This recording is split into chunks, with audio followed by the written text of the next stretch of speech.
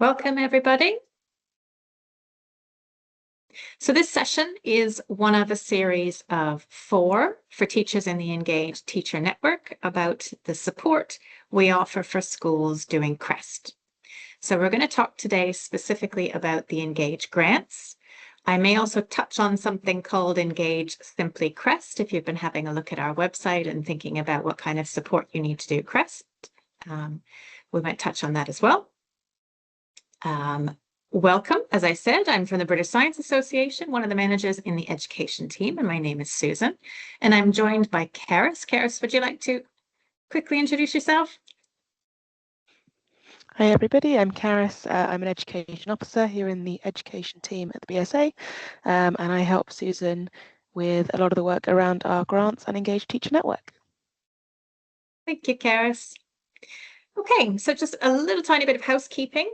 This webinar is being recorded. So for the benefit of teachers who registered but weren't able to come, we'll share the recording with them. You are encouraged to ask questions throughout. You can use the chat facility, and Karis will be helping me out while I'm talking to answer any of your questions, but there'll also be time at the end to ask us any other questions.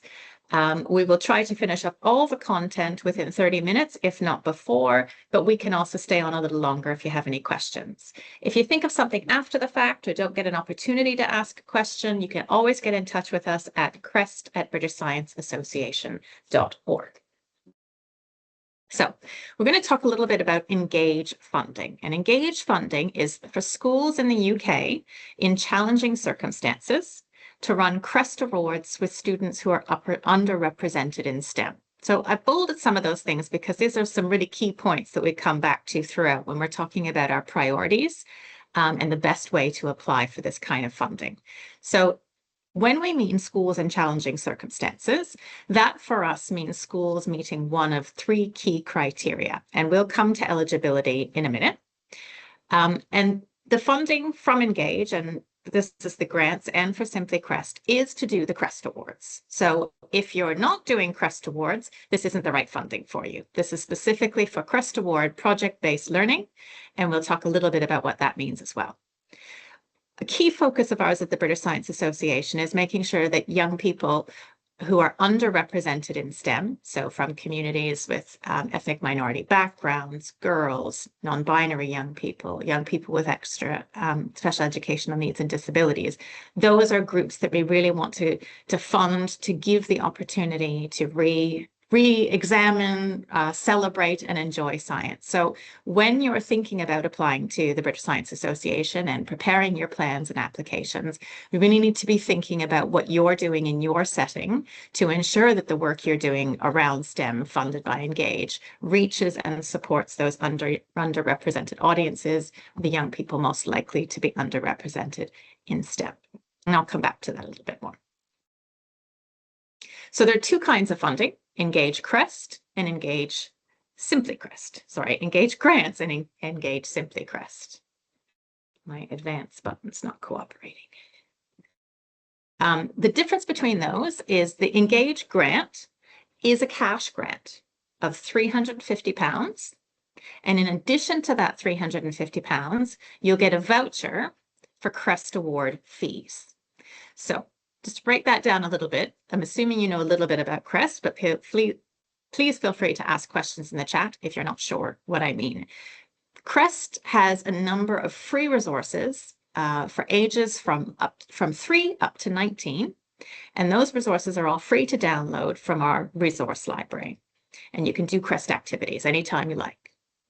When you want to submit for the award, and depending on the level, so you might have young people doing a STAR CREST activity, which might be a 5-year-old or 6-year-old, or you might have young people who are 17 doing a Silver CREST Award. But when you want to submit that CREST project work to be certified, to receive a certificate, and in the case of CREST for much older young people, to be assessed by one of our assessors, there is a fee associated with CREST. For STAR, which is 5 to 7-year-olds generally, that's just £1 per pupil. But for Gold, for example, which would be typically done by a young person at A-level or A-level age, that's £30 per pupil. So the CREST award fees are what your voucher covers.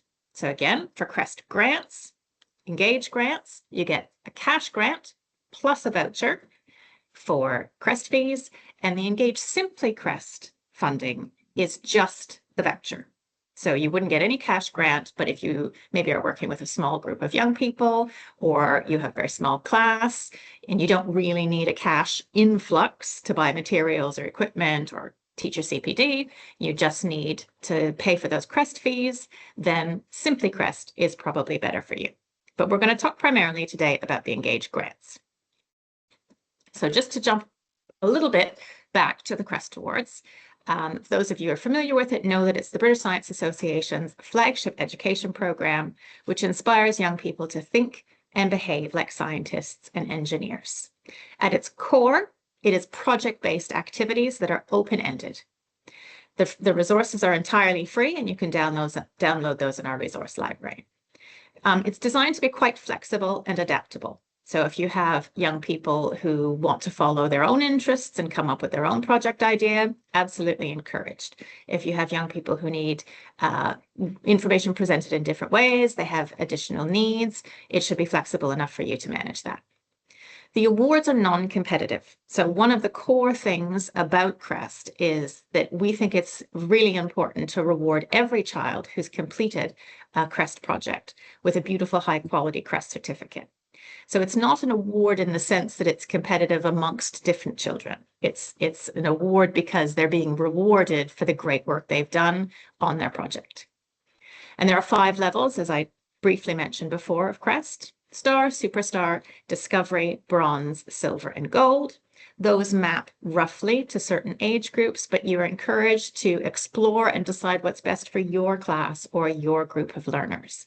There's nothing to say that Star, which is generally for 5 to 7-year-olds, can't be done with older children, and you might find you have a younger child who can reach up to the next level. They're also not sequential, so you don't have to do Bronze in order to start Silver. You just pick what level is appropriate for the young people you're working with. Karis is helpfully putting some information in the chat.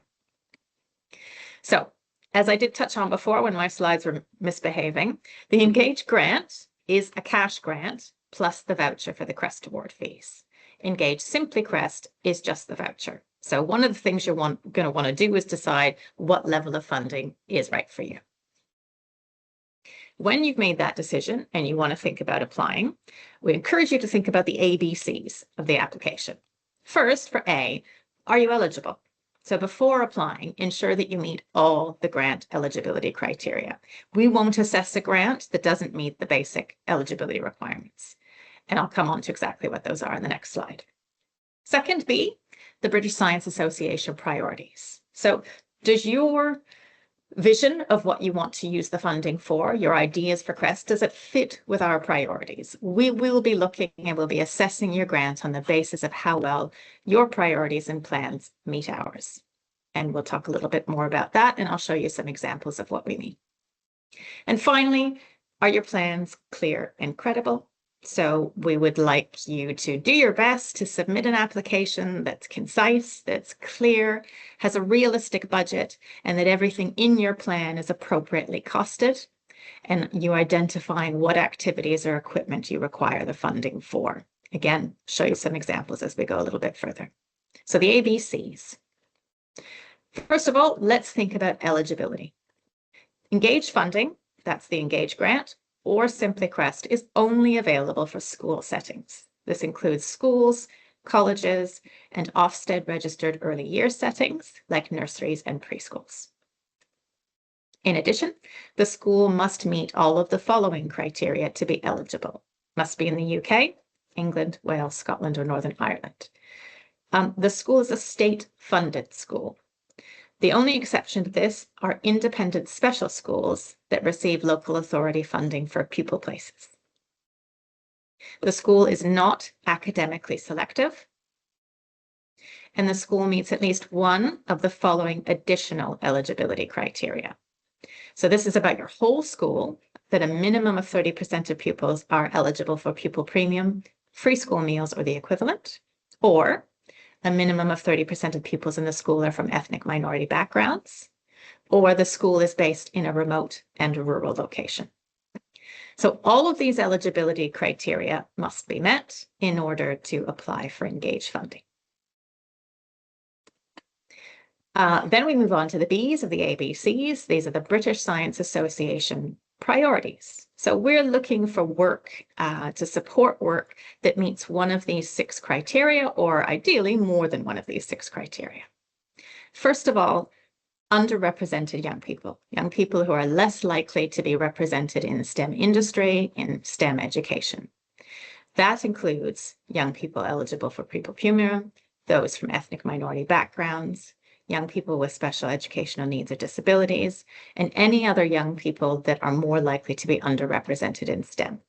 And there may be groups specific to your context that you can also tell us about that you're keen to support within your school.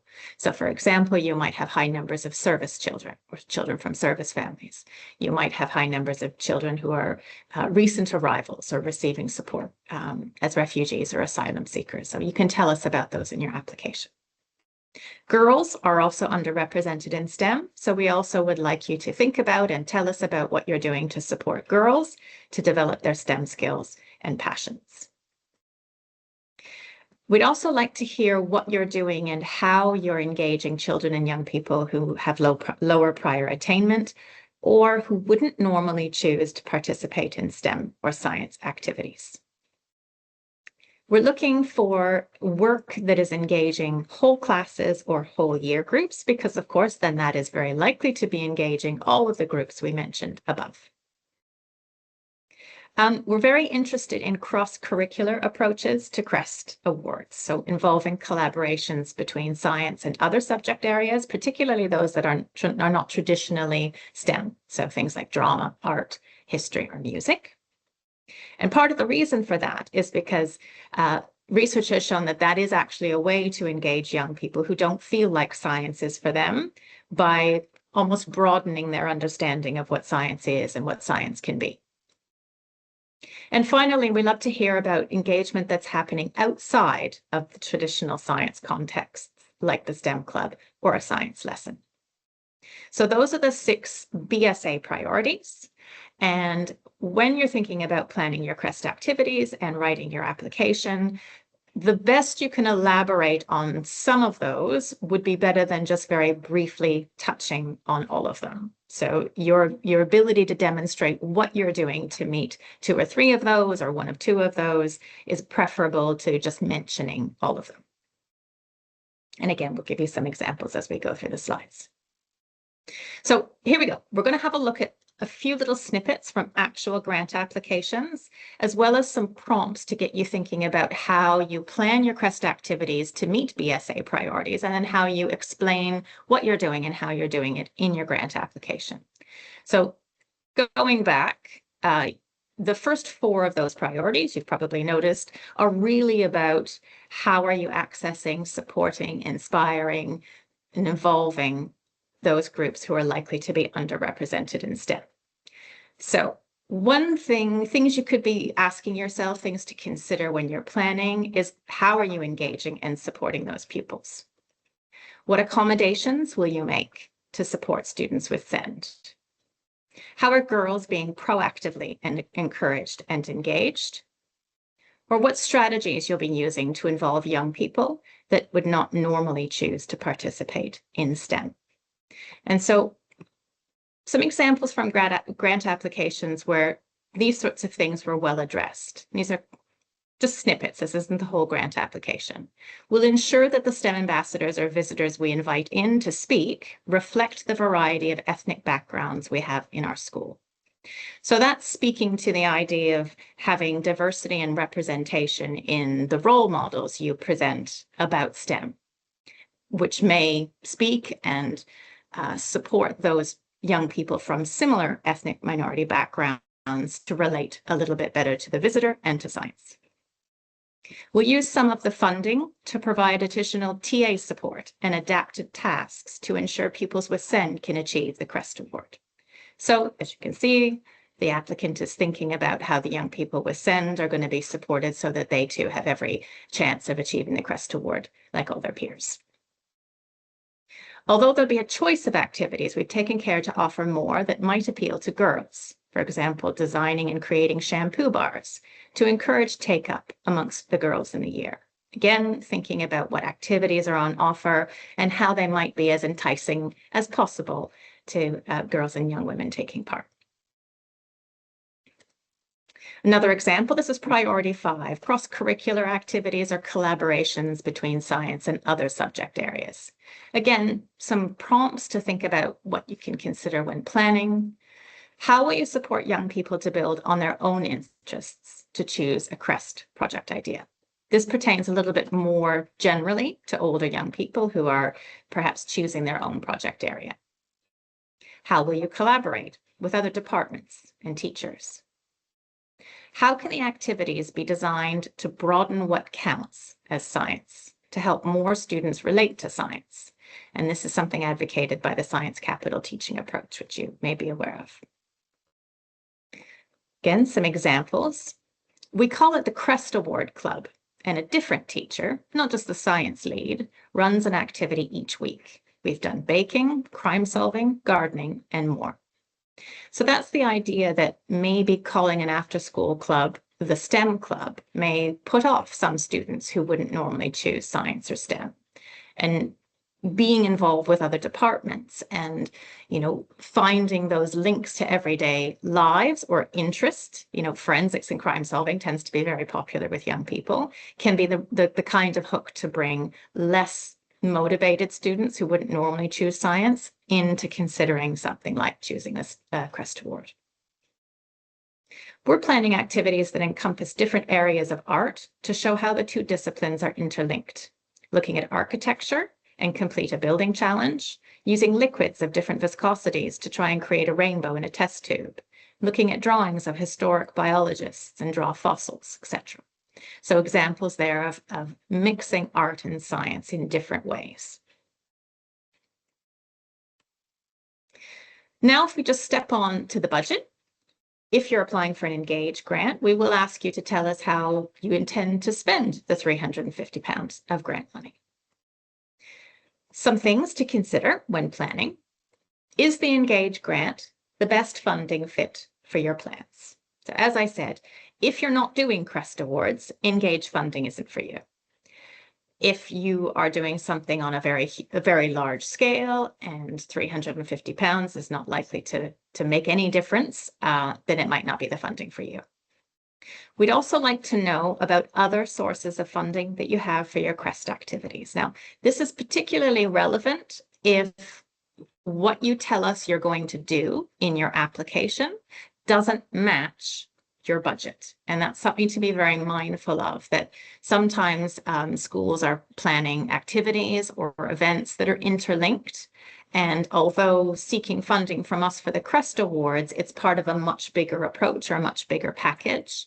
But a lot of applications fall down when they don't explain where the other funding is coming from, because it becomes apparent that there's a big plan that would not be covered by £350 of grant money. And it leaves us without clarity about how the funding we're being asked for is going to be used.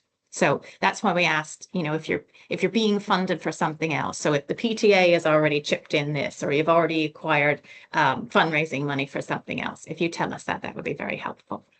And is your budget realistic? And will it stretch to the ambitions you have? So we're basically sense checking the budget. Budgets from successful grant applications. I've got 2 examples here because I want to demonstrate the level of detail that we expect. We're not expecting quotes from service providers or shops or anything like that. We don't expect receipts or anything like that, but we do expect some measure of a breakdown of how you intend to spend the £350. So this is an example where they're clearly doing some garden and planting work, as well as they've got some storybooks for stimulus and some wooden parts of a plant puzzle. Another example that's valid for certain kinds of applications may be a budget that doesn't have any values at all. So CREST projects, because they're flexible and because we strongly encourage young people to plot their own course and think about the kinds of things they're interested in and come up with projects. Sometimes when you're making an application for a grant, you don't know exactly what projects are going to be done, or the young person is going to have a hand in deciding what materials they need. So a budget of this nature, where there's anticipated costs but not pinned down, can also be acceptable as well.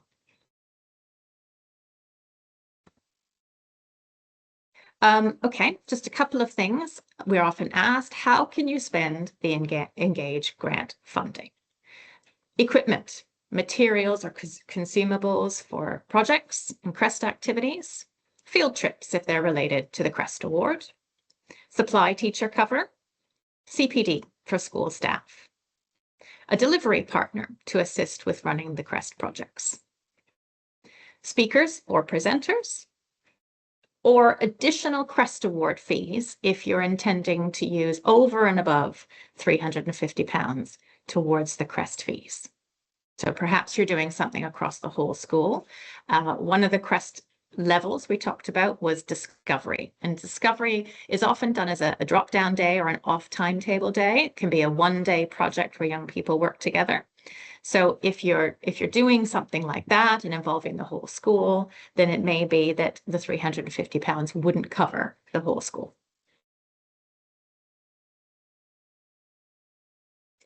The little asterisk next to speakers and presenters, I do want to pause there. We are unlikely to fund plans where a large proportion of the budget is for an external speaker or a show. It's not in the spirit of the CREST Awards being designed for young people to take ownership or take the lead on their project work.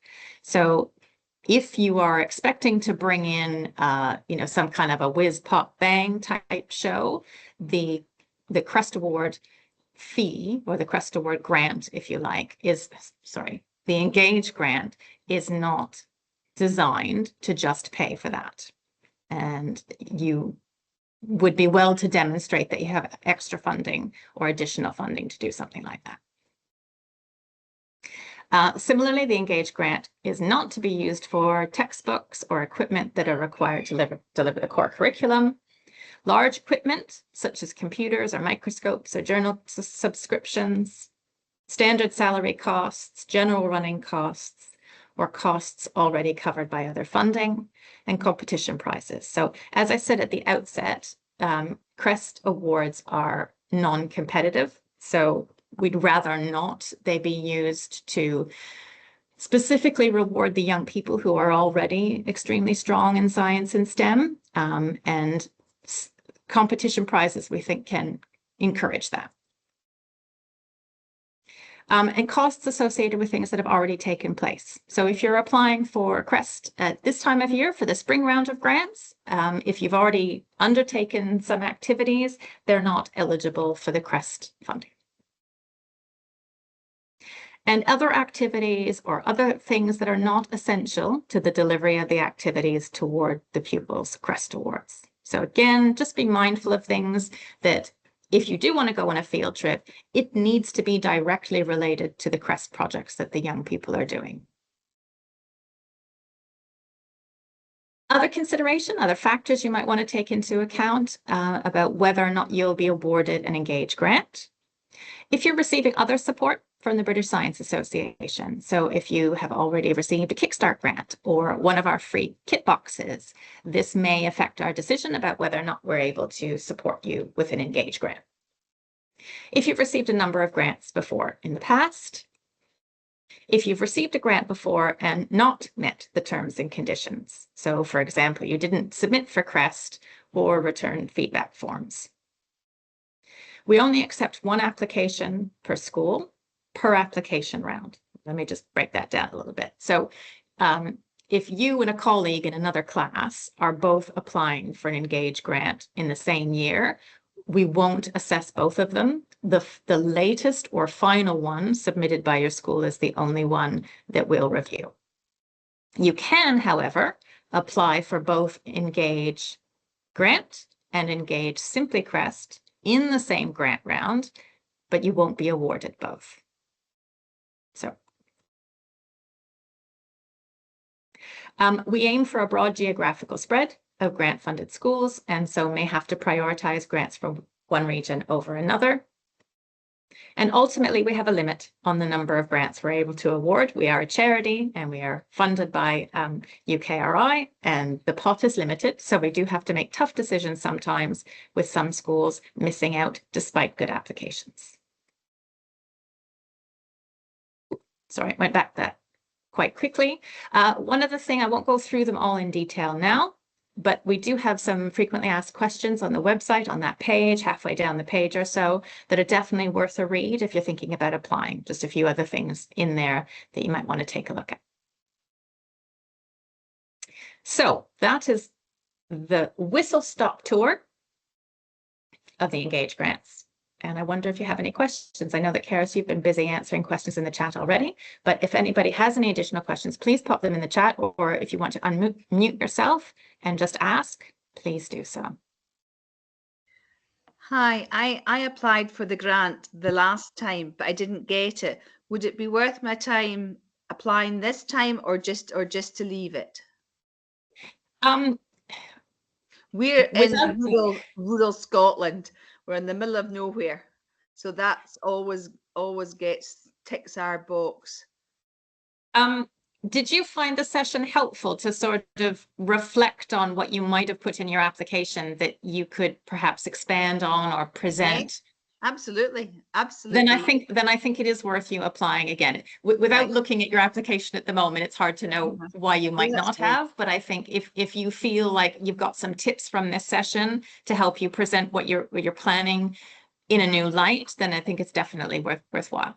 When it says one school, does that include a partnership school, or is that considered as two separate schools?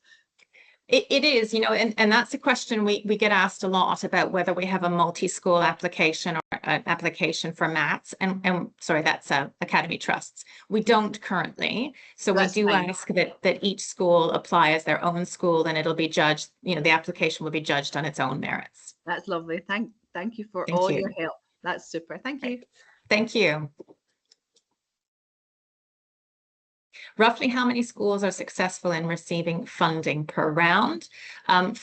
It varies a little bit every year, but we give out Engage grants roughly about 70 to 100 a year. And those are split up between the rounds.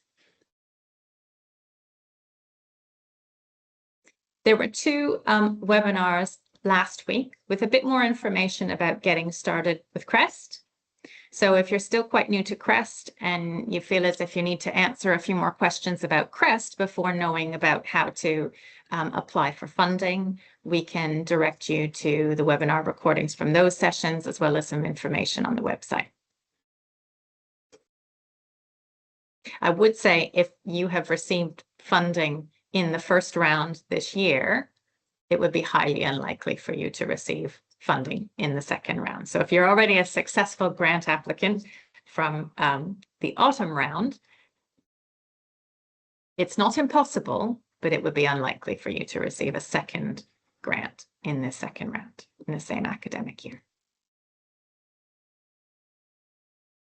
So all of you that have attended and registered for this event, we'll send out a recording of this webinar again and the slides in the next couple of days for you to review. What I didn't put very clearly on this slide, and should have, is that the applications are open until the 4th of February. So there's a couple of weeks left to apply. That's by 5 o'clock on Tuesday, the 4th of February. And that will be the last opportunity for this academic year to apply for funding, although we expect, as usual, in September, we'll open up the round for the next academic year. So we'll stay on for a few minutes. That is the end of the content I've prepared. If you think of any other questions, please stay on a few minutes and speak with us. Equally, you can contact us anytime at that email address. We can help you out with CREST or help you out specifically with Engage. And as always, you can find things on the Engage website as well.